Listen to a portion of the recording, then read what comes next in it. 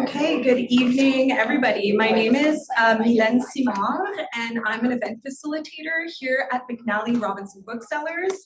Before we begin, I'd like to acknowledge that we are in Treaty 1 territory and that the land on which we gather is the traditional territory of the Anishinaabe, Aniniwak, Anishinaabe, Dakota, and Dene people, and the homeland of the Métis Nation. In addition, McNally Robinson Bookseller itself rests on the land once occupied by the Métis community of Roostertown. We're gathered here today to celebrate the launch of Lucid, the debut novel from Jenna Boholij. We're grateful to Dreamsphere Books for publishing this volume and for their assistance in planning this evening. Following the formal part of tonight's program, there will be an opportunity to ask questions. So if you do want to ask a question, I'm going to pop out with a portable microphone so that the people watching from home can hear your questions. So lift up your hands. And I'll be back at the close of the event to review our signing procedures. Hosting this evening is Norma Bailey. Bailey has produced and directed many documentaries and movies and has adapted the works of David Adam Richards, Margaret Atwood, and Alice Munro. She has won numerous awards, including Gemini's, Blizzard's, the New York American Film and Television Award, the Los Angeles Dorothy and Lillian Gish Prize, Best Film from the San Francisco Native American Film Festival, and Banff Rocky Award for Best Movie. She was a recipient of the YWCA Woman of the Year Award and the Queen's Jubilee Medal for significant contribution to Canadian culture. In 2010, she was named the Order of Manitoba. Here to introduce Jenna, please join me in welcoming Norma Bailey.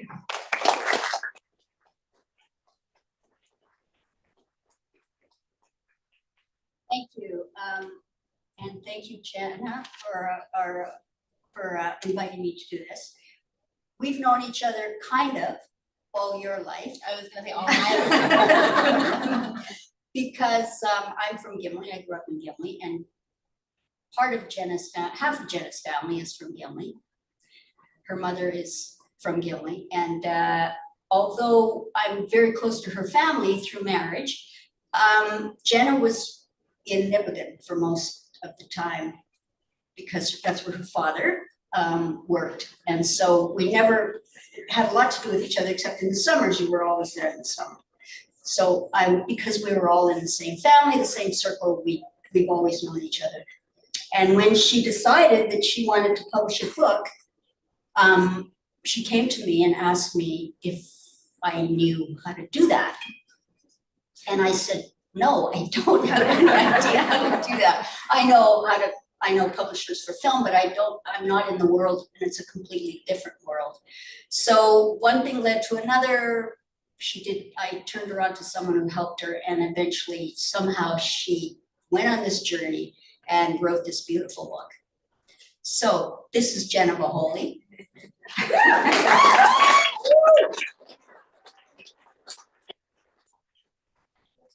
just want to compliment you on your beautiful dress, and I'm curious about why you chose to wear this. Well, I said I'm in marketing, I had to be on brand with my book, right? And so I'm leaving the house and my husband's like, you wear something a bit brighter? I was like, well, no, it's matching, right?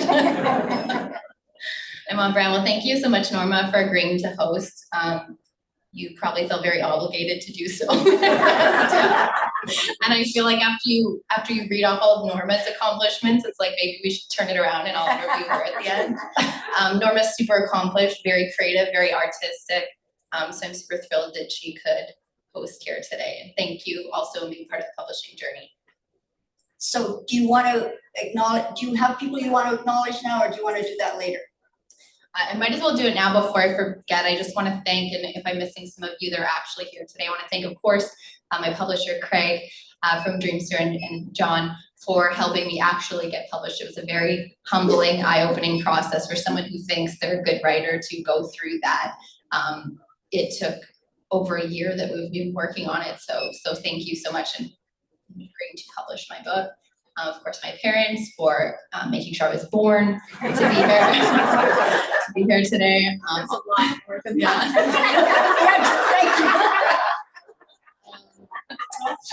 Bob Lower, my pen pal, fellow author, who I'll talk about a little bit later. Thanks so much, Bob, for coming. And I don't think she's here today. Lorna Turgeson also played a part in making sure that I was published, as well as Stefan Jonassen, who is maybe here, maybe on his way here. Talked to him earlier today. Anyway, Stefan, the editor of the Lindbergh Chemistry Lab, excellent paper. Thank you so much, Stefan, as well. And of course, to all of you that came and everyone that supported. And I know a lot of my friends don't like reading or don't want to read my book, but that's fine too. If you could just promote it to people, just buy it, put a 5-star up on Goodreads for me so my algorithm goes up. And thank you to all of you for coming here today and all the kind words and messages you've sent me and everyone that came to support. Oh, and of course, McNally, who's wonderful and my favorite Winnipeg bookstore. Because, well, maybe Lorna's not here, so I could say my favorite bookstore, but McNally's great. McNally's great, so if you can support McNally and support your community bookstores always first before you go to the big chains. They're the people that make events like this possible and help to support authors like me kind of get into that space. So thank you. Thank you. So let's talk about the journey of getting it published. When you decided you were going to write a book, and first off, how did you start to write the book?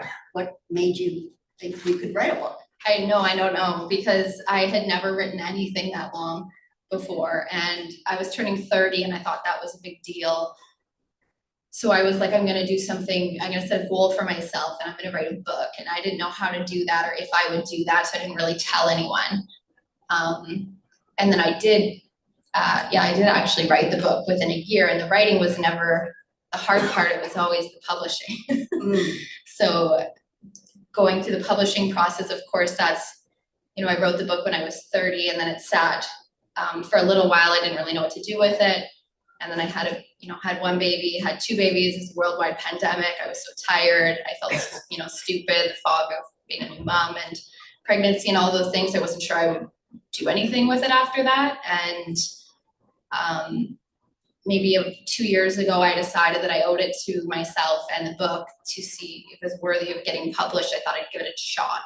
So I decided to reach out to anyone I thought. I knew it was all about connections. The publishing industry in Canada is very difficult. There's very few literary agents, which everyone thinks everyone has an agent. There's just like a handful in Canada.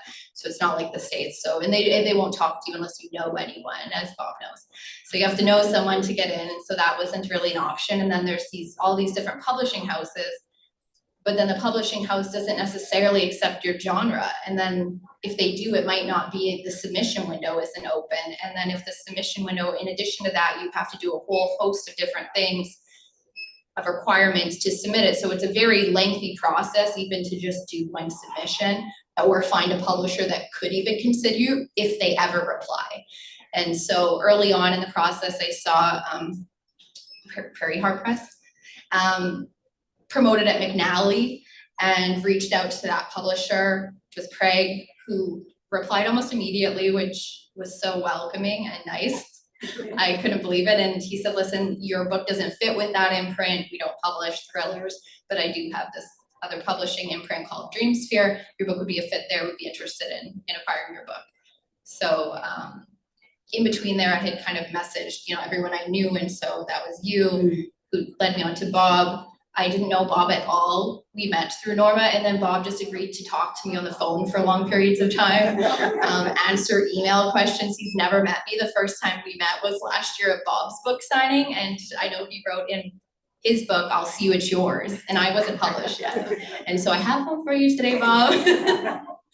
Followed through. So it was a difficult process, especially not knowing where to start and not knowing anyone in that industry, but I really owe it to you and people like Bob and Lorna who kind of led me on that right path. Well, it must have been frustrating too, because you're in communications and marketing, and yes. to not be able to. I can always get past the gatekeeper, always. But it doesn't work that way in publishing. You do not get phone numbers, you do not get to talk to secretaries, you just go to an endless inbox that may or may not get answered within the course of a year or never. So it's difficult. So did you decide to write a thriller because you're in marketing and communication? Did you decide on that genre because you thought this will be good, this will sell, as opposed to something else? I did a little bit, and then also, I've been always interested in very weird strange, dark things, as some of you know. The clothes. So I'm always very curious about weird, morbid, dark things. And so that's always been something interesting to me. I like true crime podcasts. I like reading true crime. I like reading thrillers. And so that was, the idea came to me, and that's kind of the path that I went down. Okay, so I'm not giving anything away, but I'm sure you all, it's about a female serial killer. Where did that come from? I'm, as you are, I'm a feminist, and I believe that women can do anything men can do. And better. Not get caught. And not get caught. I was just thinking, when you look at a lot of serial killer books, it fits the stereotype. And I thought, well, and this is where I get so many messages of people being like, are you a serial killer? Are you? Not yet. And now I can't be, because I'd be so busted. Like, they would just know. They just look at my book and be like, you're done. But I forgot my train of thought there. But did it start, what was the gestation of this idea, the whole storyline? I can honestly, I remember coming up with the idea initially, and I had no idea how the book was going to end. And I would always write at night. So I would think about my characters a lot, and I would think about the book a lot. So the ending actually came to me in a dream. I woke up very quickly, wrote down the ending that I was so desperately needing, and then I had to go back through the entire book and make it work. Because I try not to give too much away from the book, but there's a lot of twists and I'll try not to give too much away for those of you who haven't read it yet. But it's an interesting concept, and it is dark. And I have to say, at the end, almost at the end, I wanted to throw the book, and I was so mad. I said, no, you can't. Not him. He's so nice. No, please. Yeah, I mean, my search history was like bananas. It's big trouble if anyone looks at my browser. Yeah, I guess so. But also all the exotic places, because your main protagonist, she has a nifty job. Yeah, so I put her in a position for an airline, because I knew that from true crime podcasts is that if you don't want to get caught, the number one way people get caught with murder is patterns. And so if I'm letting her consistently kill in one location, well, then I have to have this whole other part where the police are, maybe onto her or so on. So I didn't want that to happen. So I had to move her around to different locations, but I had to have a reason why. So it made sense to put her as I researched extensively, like job titles in this industry. What did I call her? Cabin safety manager. Safety manager, yeah. And so she works for an airline, and that's why she got to travel to different places where people aren't like, what are you doing there? And so for those places too, some of the places I had been to, or I had been to places that are similar to the places that I wrote about. And then and some of them I have never been. And I did this really weird thing where I'd look on their tourism bureau website, and then I would go on Google Street Map and I'd pretend I was walking through the streets on Google Street Maps, because as a writer, it really helps you have visuals of what you're writing about. And it's really hard to imagine this whole universe. It's much easier to see something and write about what you're seeing versus make up everything. So I did a lot of Google Street Map walking. It's pretty amazing the research you can do now. Because Yes. Normally you would have to go to all those places, because that was a question I had. How did you know in such detail about all these faraway places? Well, and never mind fact checking about how people die and at what capacity they die and how much, poison. When you do something to them. When I do something to them, I had to fact check that would kill them. So, I was nervous for a bit Googling on my work computer, but. Yeah, what sort of stuff is now coming to you? Some of my coworkers are here today, and let's just keep that. No, but what sort of stuff is now coming to you? Oh, I got some real weird targeted ads for a long time, a lot of like suicide helpline. Really? Yeah. Did you acknowledge any of them? No. There's someone out there desperate. But yeah, there was a lot of weird research that went into this book. I can imagine. And there are two people really, because she's a twin. Did you identify with her, with Charlie? I know a lot of people will be like, oh, it's you, and sure, parts of her are, but I think with any writer, all of your characters have a little bit of you in them because you write what you know. And then a lot of writers, I think, do this weird thing where if you're sitting there, you're kind of like taking in details of people and places and things and putting in your notes app in your phone. Like I'm at the gym and this girl is just like dressed super wild. She's maybe 80 years old, working out with a crop top. It's pink, and I'm making notes for like a character for my book.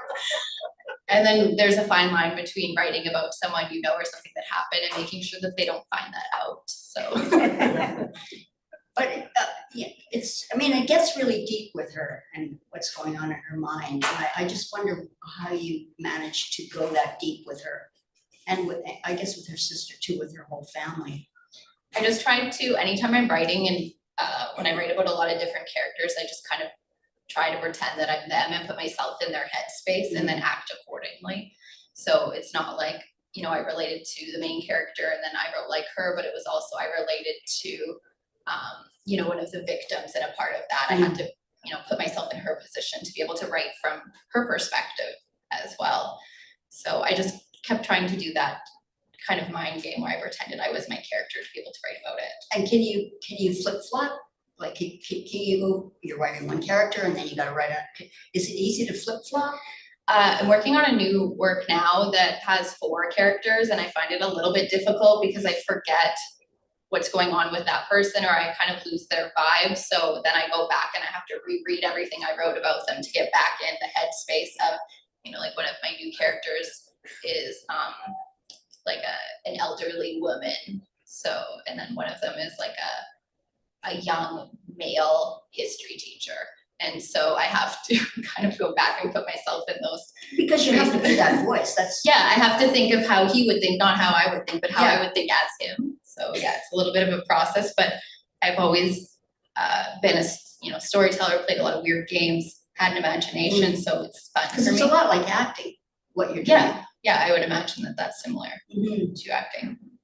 Interesting. I never thought of it that way, the writing process being that you have to, of course, you have to become those characters. Can you let them go easily? Well, I kind of miss, there's certain I guess we characters. can ask your family if you let them go or carry them around with you. Yeah, I often think of, I was really absorbed in the main character of this book for a lot of reasons. And so every night when I would go to write, it would be like I was hanging out with a friend. And so I kind of missed her after a while. I missed the idea of her or thinking like her. So yeah, I kind of get attached to my writing and my characters a little bit. And is it, once you're in the headspace of the character, is it easy for it to, does it just flow once you're in there? Sometimes it depends how tired I am or what time it is. And are you one of those writers who says, okay, I'm gonna write from 8 o'clock tonight? Boy, you must be disciplined because you have 2 kids. Yeah, that's one thing I know. One of the questions that you had posed, which I always get asked, was like, how do you do this with small children? And so I did write this one before the small children, but I am writing something now equally as lengthy. And I'm just a believer in that you always should you love something, you need to make time for it. And so if that time is in lieu of sleep, then I guess I'm tired all the time, like so tired. And they're my daycare workers. My kids, I'm exhausted. My kids are exhausting. I drink so much coffee. I don't know how anyone could not that, is writing. You need coffee for sure. I was drinking coffee in the evenings when I was writing the first book, and I don't do that now, so I do miss that. But yeah, I try to put aside space, and every evening I go upstairs with the intention to write for a little bit. And sometimes I don't, I do nothing and I watch Netflix or read a book, or sometimes I write a couple sentences and call it a day. And sometimes I can write pages. And last night I was like, you should do something or prepare for your launch, or not maybe. And instead I wrote like 5 pages of a different work because that's what happened. I just opened my laptop and, and it came to me. So I do think it's important to make that space to do something you like. And if you break it down into manageable bites, writing a novel is 75,000 words approximately, which seems very daunting, like a lot of words. But if you break it down to just trying to do a couple hundred words, day or a week, over time that adds up. And so that's what I did, is I never look at it as, oh my God, how am I ever going to get to 75,000 words? I just look at it as, okay, just do a couple hundred at a time and eventually you're going to reach your goal. So anyone that's thinking of writing or trying to do something of that length, that's to make it more manageable, just break it down into smaller pieces. If you could just write, would you? I'm not sure. I like to have a lot on the go, as a lot of you know. So it might be too quiet of a life for me to just write, but maybe I did get a little cottage in Gimli by the lake, which is always my favorite place to be inspired to write. So maybe when if I ever retire, then I can go to my cottage by the lake and write my thriller novels. Why don't you read us some of Lucid now? Sure. They wanted me to read much longer than I'm going to. My brother was like, you're not going to do an audiobook, are you? If you're doing an audiobook, you're not going to voice it, right? Nice. Is he here? He's probably here virtually. He's probably turning off the volume right now. He's like, you sound like Minnie Mouse, so apologies. Oh, right, he's in Kelowna. He's in Kelowna. Right. So I just picked a page thinking of that, like, you guys don't want to hear me read. Also, it's hard not to give away spoilers of my book, reading too much, and this one even gives a little bit away, but that's okay. Yeah. But I'll start with. They'll read it anyway. I'll start with this because I remember my publisher said to me, I had a proofreader who went through my work after the developmental editor, and he kind of went to me after and said, yeah, your proofreader was kind of really disturbed by this part. I was like, great. Oh, is this Sanford? Oh, thank you. Hi. I'm coming. Cover your ears. So we work virtually a lot, and so happy to meet you, and thank you for your feedback.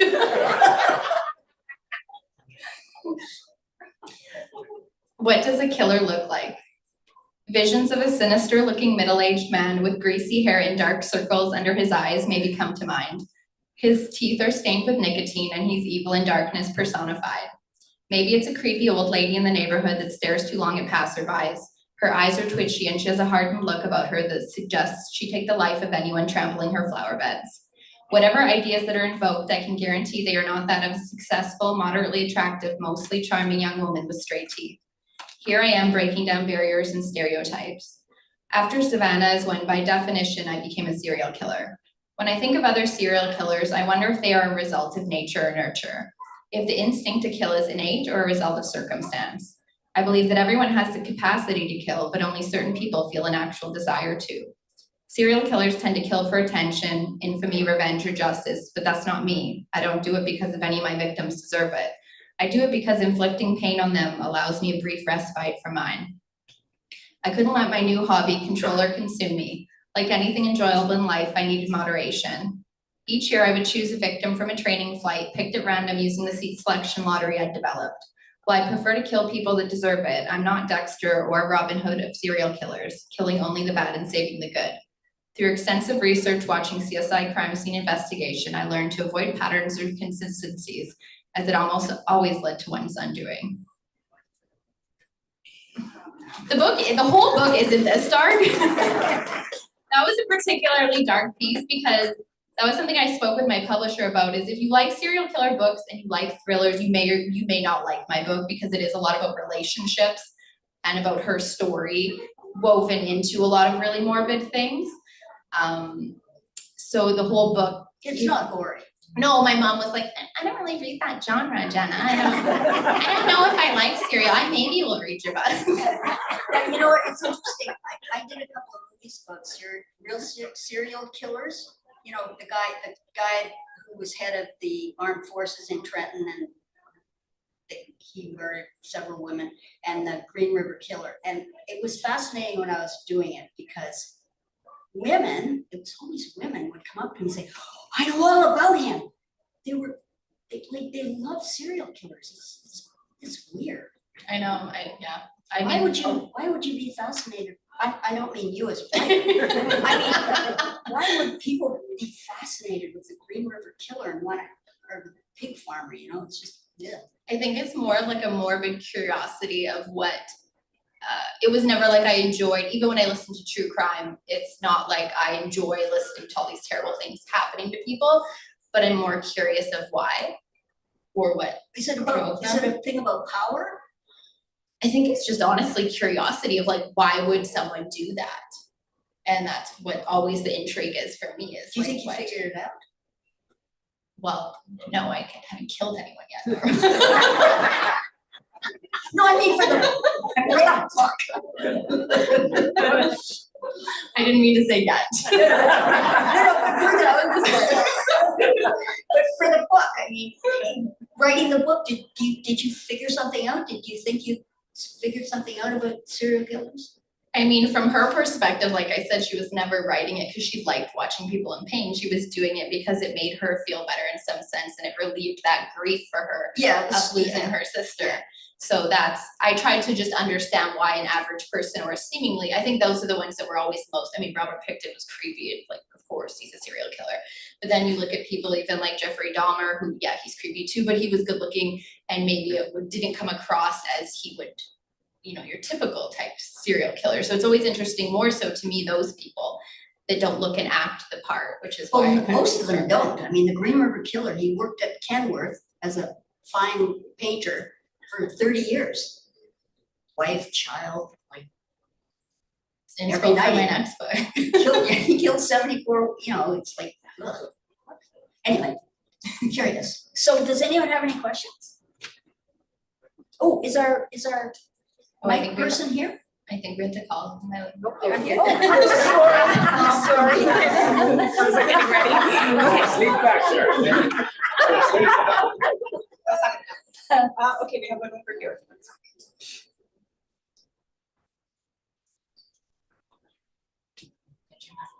There's a few twins in your book, and I just wondered if there was a reason behind that. I don't know about you or your family. Are there twins in your family, or did you get inspiration from the twins that you know? It was funny because someone actually, Laura pointed that out to me. She's like, why were there 3 sets of twins in your book? I was like, I have no idea. I didn't even know there were 3. I thought there was only 2. But it was interesting. I wrote the book, and then my cousin Carmen found out she was pregnant with twins shortly after. I was like, she's gonna think I wrote about her twins in this book. I didn't. I wrote this before they were born. But no, I'm not sure why.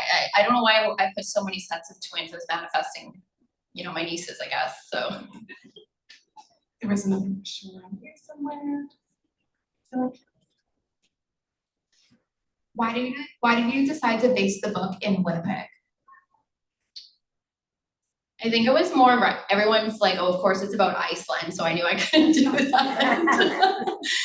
It was easier to write about somewhere that I knew, and I thought from a marketing perspective that being a Manitoba author, if I could pitch that as my book took place in Manitoba, that would be appealing and also tie into my brand as a Canadian Manitoba author. So it was, you know, low-hanging fruit for me to be able to write about Winnipeg, but some of you will notice that there's a town called Sunshine, which is oddly similar to Gimli, but I did not write specifically about Gimli because when you write about a place, you kind of have to have your facts straight about certain things. You can't just make up whatever you want occurring in that place. So with Sunshine, it was easier to make it like Gimli and make it be what I needed it to be for my story.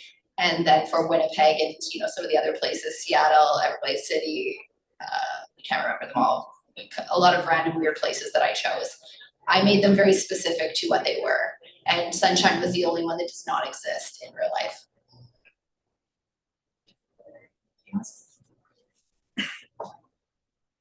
You mentioned you're writing another novel right now. Can you give away any details about what that might be about or the genre, anything to share? Oh, thank you. Please sign up for my newsletter. Just kidding, I don't have a newsletter. Yes, I'm working on another book. It's not a thriller. It is another small town book. I'm not sure why I chose to write another book. So much work. But yeah, no, halfway through that, it's a literary fiction, which is more marketable, as who knows. So it's a different genre completely, and have things go well with that. Maybe in a couple of years, you'll see that one on the shelf as well. In the process of going through, I guess, the proofreading and then editing, did the book change significantly? Were there things about that process that made you rethink portions? Did you have to draft, or did it ultimately stay close to what you originally kind of planned? I was actually pleasantly surprised. Is that, Margaret, is that you back there too? There's all my editors are here and I didn't even know. So you have different, so the publisher reads it and that's Craig, and he, gave some feedback, and then it went to the developmental editor, who I don't even know if I have this right, is that they look over all of the story, and then she gave me a lot of questions about what I was thinking, or could I move this here, or was this clear to the audience? Some of the comments people made where they liked how I jumped back and forth between present and past, and that was really down to Margaret being like, it's not clear how you're jumping back and forth, so you need to do that in a more concise way so the reader understands what you're doing. And so the developmental proofreading especially was very interesting to me. So she definitely didn't make major changes like I thought she could, or like I know some authors really struggle with that. Through that process is someone taking apart a lot of your ideas of how you see things. And then the proofreading I just deferred to, because honestly I am not good at grammar. I took a writing certificate at Western, and that's the only class I borderline almost failed. So grammar with Sanford, I was just like, yep, he's right. Anything that he's saying for those words, he's for sure right, and I would not correct him. So that went back and forth, and then it went back to, I think, John and the senior editor and Craig again to look through it, and then I looked through it again. So it was a lot of reading my own book, a lot of making a lot of changes. By the end, I was pretty sick of this book. There's a lot of weird things that I began to pick up on, like how many, I was panicking that I mentioned the word like jeans, like denim a lot. And Craig's like, no one's gonna notice that, just you. So yeah, I tried to kind of step away from it after that and just let it be. People thought it was good and I just left it at that. Yeah. Well, you're a really busy person. I'm just wondering if you have time to read and if you're currently reading anything right now. Yes, I always think if you want to be a good writer, you have to be a good reader. Those two things go hand in hand. So that's what always has inspired me to write, is a lot of what I read. So I'm always reading. I try to average a couple books a month. I'm reading A Fourth Wing right now, which I don't have Amy's here. She really pushed that one on me. It's not a book I would normally read. It's about dragons, and I'm enjoying that. But reading that, and then the one by, you would know the name, Moon on the Crusted Snow, that I got from here actually. It's not my genre either, honestly. It's one of the new releases from here. I'm gonna butcher his name. It's like Gishin Rice. Yes, okay. Anyways, it's out here too. And then I just finished one that I gifted to Norma for doing this, because I said, I feel like giving my own book is not a great gift. It's a weird gift. So I bought her a good book, like another good book to gift to her. Another good. And I just finished that one called Rabbit, Rabbit, Rabbit, which is here as well. And that's a very cool book as well about so I'll read it across the board, but I'm super picky and I often choose by cover, which I know you're never supposed to do, but I honestly do judge all books by its cover. And if I don't like your cover, I'm not reading it. And my cover I thought was very beautiful. And I know, thank you, Craig, for putting up with me that I was like, listen, do you mind if I give a lot of feedback? But it was really close to what I anticipated wanting it to look like. I wanted it to have kind of like a very stark feel, contrast, Scandinavian, of course. And I wanted it to stand out on the shelf, which I think it does when it's sitting up along all the other really pretty, well-designed books at McNally. I feel like my book really stands out, so. And what about the title? How long did you know what the title was, or was that a back and forth with your publishers?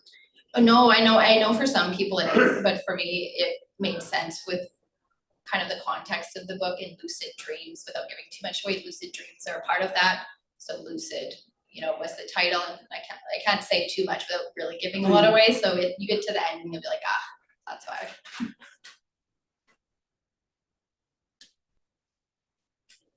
It's gonna be a hard. I know Bob's gonna have a really literary question. He's gonna be like, define this word. Where that comes from. I was going to say, I remember when you wrote me in an email that you had 2 young children. And I had read by that time I'd read the excerpt that you sent me. And I thought, how does a woman who has 2 young children spend her life in this? Did you ever really creep your kids out? mean, they go to daycare. Daycare's so good. My kids love daycare. My daycare is the greatest. They And they enjoy a can't lot. read yet. They enjoy, Yeah. they enjoy a lot of daycare. I did bring them here to show them that I had published a book, and the one was kind of like, cool, and then can we get candy? And I was like, sure.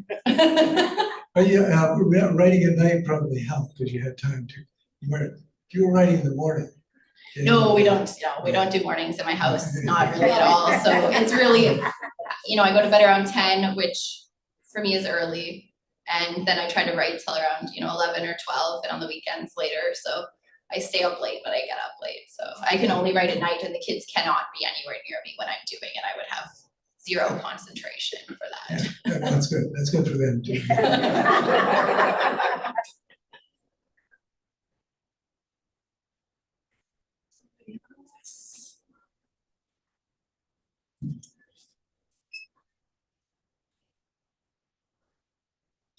How did you come up with the premise for like each of the murders specifically? Was that just due to true crime, or like did you do that afterwards? Did you decide someone was getting murdered and then how, or what was that thought process like?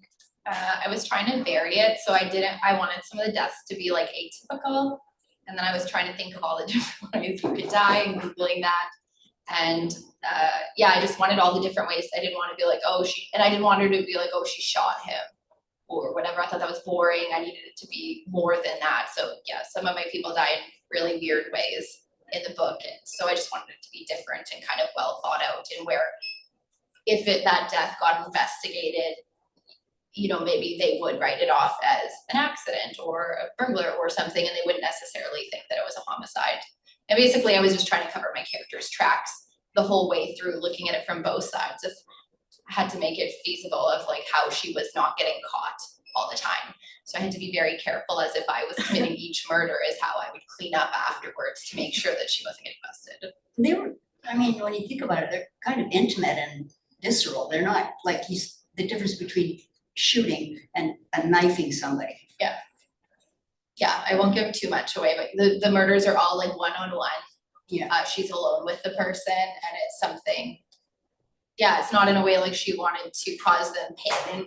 Really, that wasn't why she was doing it. No, she just wanted to kill them. She wanted them to die so she could feel closer to her sister, but she didn't necessarily, want to see them in pain. Right.